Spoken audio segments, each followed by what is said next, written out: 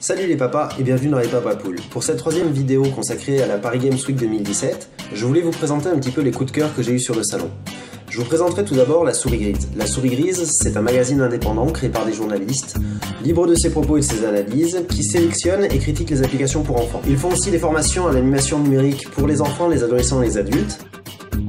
Ils éditent chaque année le guide des meilleures applications pour permettre aux parents de sélectionner les applications sur téléphone et tablette adaptées à l'âge de leur enfant et aux envies pédagogiques qu'ils ont. Sourisgrise.fr, c'est un site qui chronique en fait toutes les applications jeunesse sur tablette et smartphone. On teste depuis 2010 maintenant toutes les applis qui sortent pour les enfants et on parle de celles qui sont vraiment intelligentes, innovantes, ludiques, qui apportent quelque chose en fait en termes de numérique aux enfants. Nous, ce qui nous intéresse, c'est de chercher les applis qualitatives qui sont peu connues du grand public et des professionnels et de les faire connaître justement pour aider les parents à s'y retrouver. Angry Birds, La Reine des Neiges et compagnie, pourquoi pas, mais il n'y a pas que ça, il y a des applis culturelles magnifiques sur tablette et smartphone et c'est ça qu'on veut montrer aux enfants. Alors c'est pas des gens qui travaillent pour nous parce que nous on est un média de presse complètement indépendant en fait, donc il n'y a pas de possibilité de faire de publicité ou de publi rédactionnel sur le site, on travaille vraiment seul. En revanche on connaît très bien tout le milieu des éditeurs d'applications jeunesse et on en a invité certains qu'on sélectionne tous les ans pour venir avec nous sur ce stand pour les aider à se faire connaître et à faire connaître leurs applis au grand public. On se finance grâce à la formation professionnelle. L'édition, c'est une de nos activités. On en a 3 autres en fait. Il y a la formation professionnelle et les animations grand public, et c'est ça qui nous finance actuellement. Et il y a la méthode Tabletus, qui est une méthode d'aide à la parentalité numérique, avec 5 réflexes à acquérir pour aider les parents à mieux gérer les écrans à la maison, parce que tous les parents ont ces problèmes-là. Quels sont ces 5 réflexes? Alors c'est ce que nous on appelle le pacte. Donc on a partagé, alterné, choisir, temporaliser et éduquer, avec des réflexes qui changent un petit peu selon les âges, selon les tranches d'âge.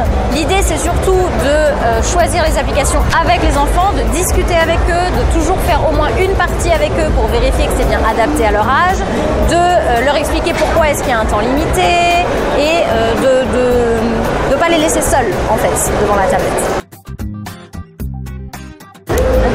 Partout en librairie en fait, on a un distributeur donc il est disponible dans toutes les librairies françaises, on peut le commander sur le site internet de la Souris aussi et en fait c'est la sélection des 150 meilleures applications pour les enfants, donc il y a de tout à partir de 2 ans et jusqu'à 12 en théorie. En pratique on va beaucoup plus loin parce qu'il y a des jeux qui sont faits pour les adultes mais qui sont tout à fait adaptés pour les enfants, ce qui permet de jouer d'ailleurs parents avec enfants, ados, enfants et ainsi de suite, de faire des animations intergénérationnelles aussi, et donc c'est divisé en une dizaine de rubriques. Il y a de l'éveil, il y a des histoires pour les petits et pour les plus grands, du jeu pareil par tranche d'âge pour les petits et les grands.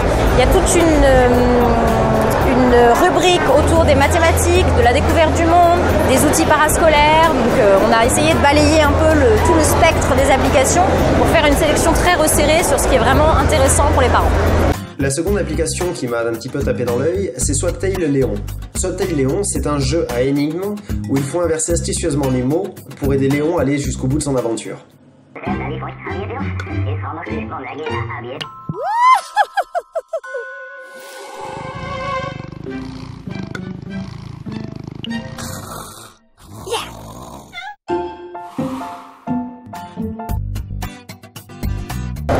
Léon, c'est un jeu d'aventure, c'est pour les enfants de 6 ans, à partir de 6 ans jusqu'à 12-13 ans.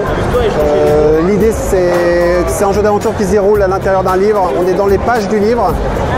C'est un jeu d'aventure d'énigmes, de puzzle.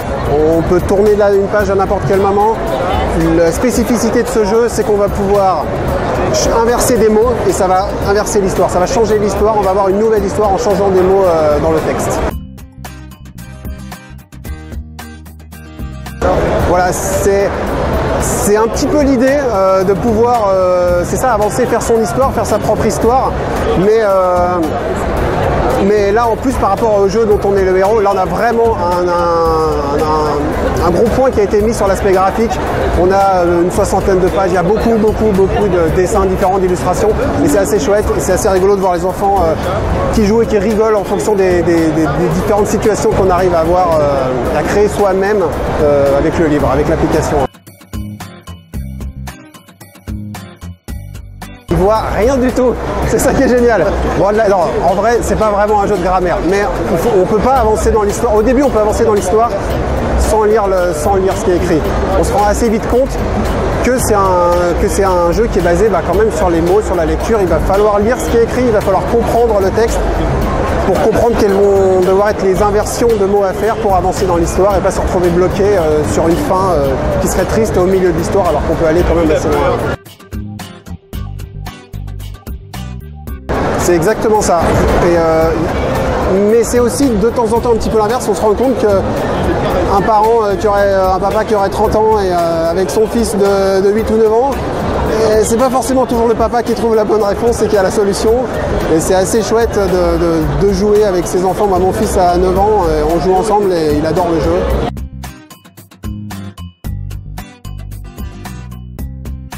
Ça a été énormément testé. Le jeu a été réécrit, enfin pas intégralement, mais toutes les scènes ont beaucoup été réécrites pour être sûr que les enfants comprenaient, que les enfants s'amusaient et que tout marchait bien. L'application est payante, elle coûte autour de 5 €, c'est une application premium, donc on peut jouer, on l'achète une fois, il n'y a plus aucune pub, on peut jouer, rejouer, refaire sans repayer. Sur iOS, sur Android, le premier chapitre est gratuit et on paye pour débloquer les suivants. Parfait, je te remercie. Merci à toi.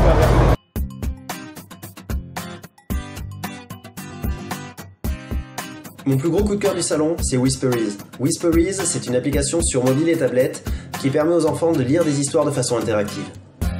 Whisperies, c'est une bibliothèque d'histoire numérique pour enfants qui s'adresse aux 2 à 10 ans avec la particularité de proposer des histoires animées et sonorisées voilà, pour les enfants avec des thématiques sur les différentes, des histoires de pirates, des histoires d'animaux, de princesses, voilà, tout un univers autour de l'histoire pour enfants. Alors de 2 à 10 ans, pour filles et garçons, elle est sur tablette, sur téléphone, tablette Android, tablette Apple. On a également la possibilité de lire les histoires sur le web. On retrouve tout l'environnement du Whisperies sur toutes les tablettes numériques et tous les environnements numériques. Oui, alors c'est le lifesaver avec Whisperies, c'est qu'effectivement on a la possibilité de lire les histoires en mode hors connecté. Alors pour les voyages c'est génial, par exemple moi j'ai 3 enfants, ça me permet voilà, de laisser la tablette à l'arrière de la voiture sans connexion internet et de permettre aux enfants de lire les histoires sur le trajet qu'on fait, que ce soit en train ou en voiture. Alors ces histoires qui sont inventées par notre communauté de créateurs, on a 1500 auteurs illustrateurs sur la plateforme, ils créent leurs histoires soit en binôme, soit tout seul. L'intérêt c'est que voilà, ça permet à un créateur qui ne connaît pas encore très bien le système de trouver quelqu'un qui puisse l'accompagner et soit trouver un illustrateur, soit trouver un auteur, créer une collaboration au sein du projet pour sortir quelque chose de beau et qui est suffisamment mature pour être publié sur Whisperies. Exactement, c'est accessible à tous, tous les talents sont les bienvenus sur Whisperies. On a cette envie de permettre à chacun d'exploiter son potentiel à fond, même si voilà, il n'a pas la possibilité d'être édité dans des secteurs classiques, la plateforme Whisperies le permet. Alors c'est principalement un abonnement qui peut être mensuel ou annuel. On a également la possibilité d'acheter les histoires à l'acte, simplement une histoire. L'abonnement mensuel il est à 6,90 €, l'abonnement annuel à 49,90 €. Et on a depuis aujourd'hui, on a mis en production la possibilité d'envoyer des cartes cadeaux pour Noël. Ça permet voilà, de mettre sous le sapin une petite carte avec un code activé pour les enfants.